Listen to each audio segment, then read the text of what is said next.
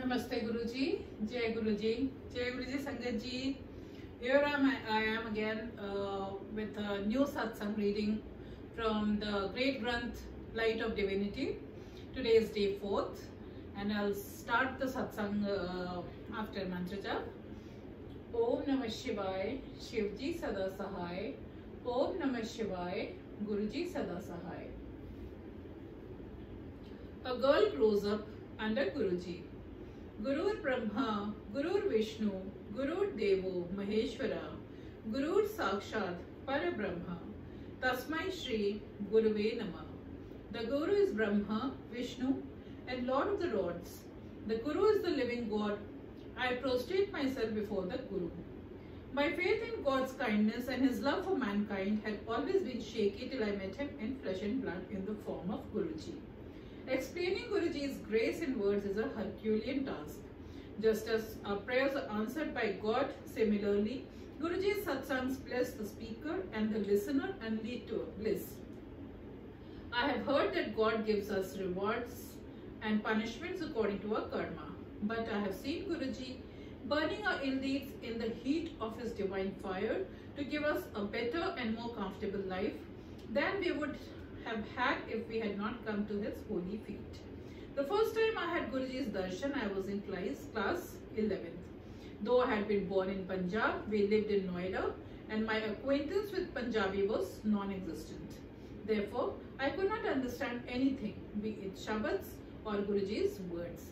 Even then, my answer to any query on my first experience invariably reflects how great I felt after that visit. This was followed by many fascinating experiences which helped ground my belief in Guruji. My master's voice speaks through me. On an annual day school function, I was tasked with delivering the opening speech. I had been doing such things regularly, but this time the chief guest was a senior official. My concluding lines had the gathering putting their hands together. I was deluged with compliments as soon as I came off the stage. Every teacher and student with surprise on their faces told me that it seemed as if I had transformed while delivering the speech. An even bigger compliment came when the chief guest's address was found to be revolving around my speech. In fact, he reiterated my concluding words as his own conclusion. Everyone found it surprising, but I knew it was Guruji who had done it all. In fact, the moment I began my speech, I could sense an energy in me that enabled me to deliver the speech with great punch. Moreover, Guruji was with me in school a number of times, for often I could smell his rosy fragrance. Helping me through class 12th. When I moved to class 12th, academic pressure mounted. One day, while giving prashad, Guruji asked me about the subjects I had opted for. I told him I was a commerce student and he started asking me questions about economics. He queried me on credit control. Though I knew the answer, I went blank in front of Guruji and could not answer. Guruji concluded the conversation by advising me to be serious about studies. Though at that time I was unable to fathom what had happened, during subsequent months I realized what Guruji had done. Guruji's words of caution had me taking special care of economics. This ensured that I was fairly well prepared to face what happened later. For the second half of the session, we had to study that subject on our own since our economic teacher left the school. But Guruji's forewarning had helped me avoid last-minute blues and I scored 97% in economics. As my board exams were approaching, my visits to Guruji became less frequent, partly due to Guruji's instructions that I study. It was on 13th January, Lodi Day in North India, that I accompanied my parents and brother to Guruji's place to seek his blessings for my board exams. This visit was expected to be the last before the completion of the exams. Guruji distributed prashad that day and was giving toffees when it was my turn. Though Guruji's instructions in general are that the prashad is to be finished at Guruji's place only, the toffees are an exception. So I had a part of the prashad and kept a part for consumption at a later date. I went to bow to Guruji for taking his leave. When I was about to get up, he took out a photograph and gave it to me. Though I couldn't see any photograph packet near him, I was delighted as Guruji's photo is a prized possession. What Guruji had done that night started unfolding on our way back. As I was holding the photograph, I realized it was exuding his fragrance. His fragrance came off the photograph throughout my board exams. I used to carry the photograph with me to the exams. After the last exam, the moment I returned home, the fragrance disappeared as though Guruji had blessed the photograph, especially to take care of exams. When we reached back home that night, I counted the number of toffees left. I found that I had 12 toffees, which made it a couple of toffees for each of the 6 papers. With toffees as prasad and Guruji's photograph and fragrance with me, through all the papers, I ended up scoring very good marks and gaining admission in one of the top colleges of Delhi University. Love, an ice cream and the best birthday ever. Guruji, along with a few devotees, decided to go to a hotel in Gurgaon and asked me to join him. Very shortly, we were at the Bristol Hotel and I was the one hogging Guruji's special attention as I was the youngest of the lot.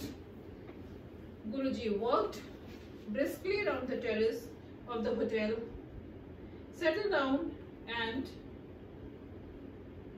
ordered cold drinks for the Sangat.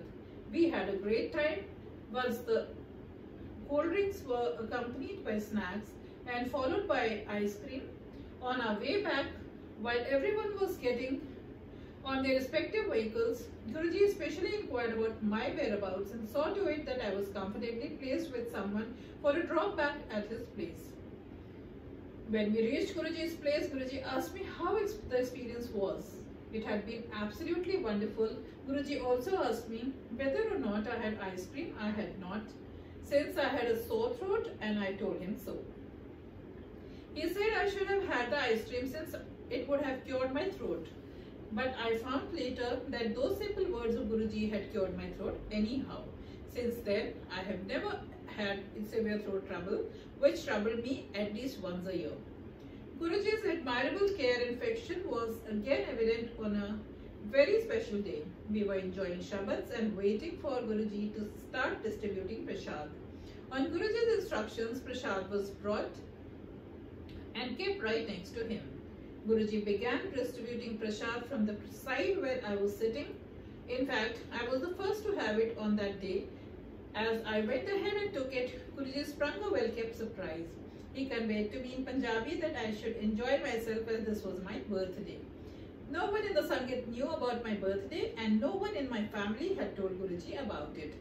That was my best birthday ever. Guruji doing the impossible. After my graduation from Delhi University, for a short spell, I wasn't studying. Then Guruji instructed me to join an MBA course through correspondence from Symbiosis, a premier management institute. I filled in the form and was through with formalities just in time to get admission in that session. For the examination, I had filled in a South Delhi center as my first preference since it was closer to our residence. But somehow, when I got my admit card, I found that the examination center allocated was across Delhi. My father tried to get the center changed, but we received communication from the Pune headquarters of the college that a center once allocated could not be changed. Due to exams on successive days, it was impractical to travel a one-way distance of about 45 kilometers daily, so I had to plan a stay at my grandparents' place, 10 to 15 kilometers from the center. The problem was that living with my grandparents at Noida made it impossible for me to have Guruji's darshan. I somehow managed the first exam, but even before the second exam, I was so upset that I began thinking of skipping the remaining exams. I cried as I wished and waited for Guruji's grace to pull me out of the situation. But what happened next was beyond my imagination. As all students were quietly writing the exam, a faculty member of the center turned up and inquired if anyone wanted to switch to an alternative center out of a list that included the one I had tried for.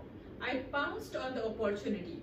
After the exam, the faculty member told me that the center was facing a space crunch due to which this decision had been taken, and he confirmed the change of my center. I thus had the opportunity of visiting Guruji during my exams. Who except Guruji could have forced such a dramatic turn of events? Understanding Guruji's power is much beyond our comprehension. They confound logic. Once when the Sangat had assembled at Guruji's, an earthquake occurred. Everyone remained seated with Guruji in his seat, but as it persisted for more than 8 to 10 seconds, there was some unrest. Sensing this, an initially unmoved Guruji, who had his legs folded on his chair, put his feet down. The reverberation ceased. Yet another time, Guruji had gone to the Bade Mandir with some devotees, including me. At the entrance gate, construction was on, and there was a patch of wet cement. A wooden plank had been placed to facilitate the Sangat's movement. We used it to cross over, but Guruji decided to walk through the patch. To our amazement, there was no mark left on the wet cement. When we examined the spot just after, even a finger touch was leaving a mark. Marriage in 15 days. Once in Guruji's Sharan, all our troubles and worries are taken care of by Guruji. Since our knowledge is limited to experiences we carry forward and the situation we face in the present, our understanding of our needs is limited.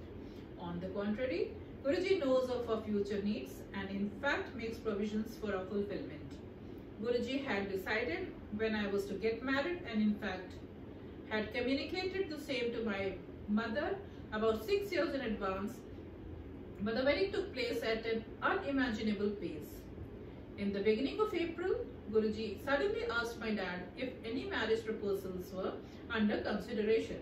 Dad told Guruji that though our relative had mentioned a proposal, we had not heeded it since we were not seriously thinking about my marriage. Guruji asked Dad to go ahead and consider it with more seriousness. Dad thus reverted to the family. The groom-to-be was posted in Sweden and was expected in India on 16th April for a month's annual vacation. It was decided that both the families would meet on 17th April. On 17th April, when we met for the very first time, in a couple of hours, the mood turned festive. All the arrangements were done then and there, and we had our ring ceremony immediately on our very first meeting. Within a couple of days, the marriage date was also decided, the 30th of the same month. The arrangements were made on a war footing and I got married on 30th of April. Though Guruji was physically not present at the marriage, Guruji's grace was evident in every bit of whatever happened that night. Everyone present there could not stop appreciating the decoration, ambience, food.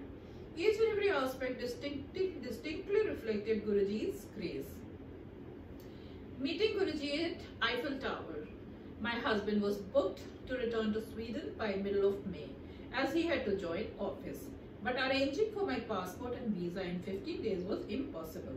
An application was made as soon as possible, but Swedish embassy told us that all visa applications had to go to Sweden for approval and only then could they grant a visa. So Sushil, my husband, had to leave alone as postponing his program was not possible. In Sweden, he also visited the embassy to get the case expedited. A month passed by. It was in the first week of June that we felt I might get the visa in a week. We got an air ticket booked for 16th night and the countdown started. It went to the wire. On June 16th, our visit to the embassy looked like going in vain. They said the visa was not available. I was disappointed since it meant a delay of at least a week. I communicated this to Dad but decided to give it another shot. Miraculously, the officer handed over the visa to us in the next couple of hours. Delighted, I called up Dad to break the news. He was surprisingly not surprised. Dad later told me Guruji had already told him about my visa sanction 15 to 20 minutes before my call. I realized that without Guruji's intervention, getting the visa on that day was impossible. Guruji is an endless source of love and possesses ultimate powers. He is not bound by physical barriers. He can seamlessly see the past, present and future and transfers any distance at his disciples' call. In Sweden, my husband and I planned a visit to Paris over a weekend. When we were at the Eiffel Tower first floor, I was overjoyed as I felt Guruji's strong fragrance. During my very next phone call with Dad, I was told Guruji was asking about me the other day. Dad told me the date and time of this conversation with Guruji. Some calculation revealed that when Guruji had asked Dad about my whereabouts, I had smelled his fragrance at the first floor of the Eiffel Tower. An account of my experiences with Guruji is akin to a dumb woman trying to explain the taste of a sweet. No words can articulate who he is and what he means to me. I would just request Guruji to hold our hand always, as he has done through these golden years of our association with him. It is said that Paris philosopher's stone converts iron into gold on mere contact, but Guruji can convert a useless stone into a diamond. Only total faith and devotion are required. Sangat ji, this satsang was of Aarti auntie, Aarti Singla auntie, daughter of Singla uncle, who had been a very old sangat, and he had been with Guruji all through. So here I end the session with this beautiful satsang, and we meet again tomorrow with a new satsang from the great Granth, Light of Divinity. Om Namah Shivaya, Shivji Sada Sahai. Om Namah Shivaya, Guruji Sada Sahai. Jai Guruji, Shukrana Guruji.